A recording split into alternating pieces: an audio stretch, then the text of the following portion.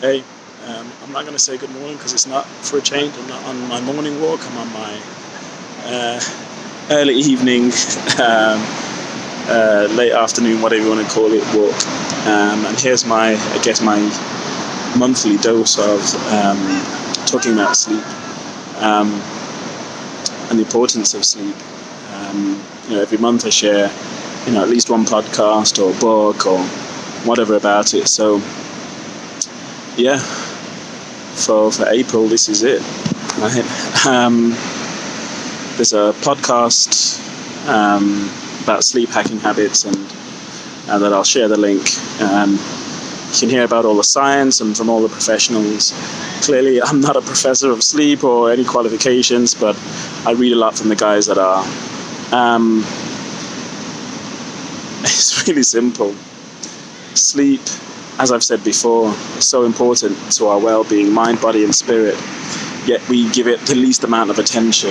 In fact, we probably spend more time trying to get our bodies right in the gym, having the latest superfood, whether it be some type of bean or berry or whatever it is, when actually one of the most significant things, if not the most thing to start with our well-being, is our sleep. It's to develop a sleep routine. It's to develop a sleep habit.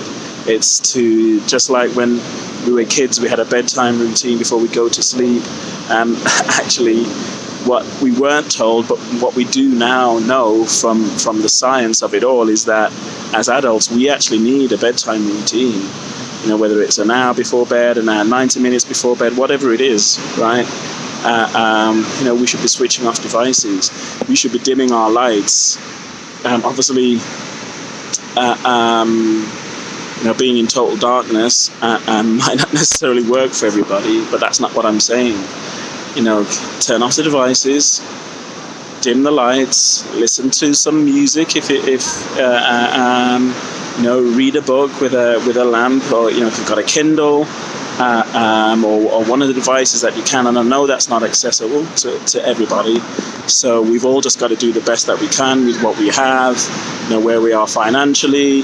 But we don't need all these fancy gadgets and the blue light glasses and all those types of things. I don't even know the name of those things. I don't even pay any attention to any of those. It's just too much, right? And how do regular people get access to all those things? I'm just saying, keep it really simple, right?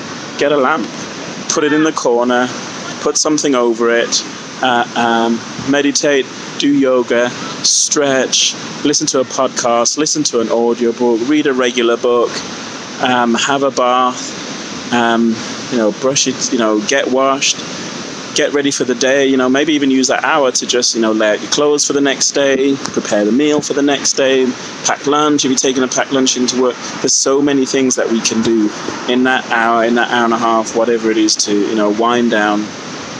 And then, if it works for you, it doesn't, read in bed maybe. I don't know. I'm not telling you what it is. I'm saying there are so many different ways, and I've got like a ton of podcasts about sleep, book recommendations from the experts, Matthew Walker and Michael Bruce. For those of you not aware of Andrew Huberman, the Huberman Lab, and all the other experts that he's had on over the years, there is so much now in there about the science of sleep. I'm just going to say it. There's no excuse, right? There is no excuse. My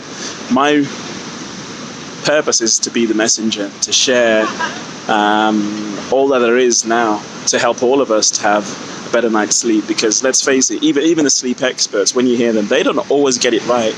Stuff happens. This is life. Stuff gets in the way, and it's not about being perfect and every single night. Year,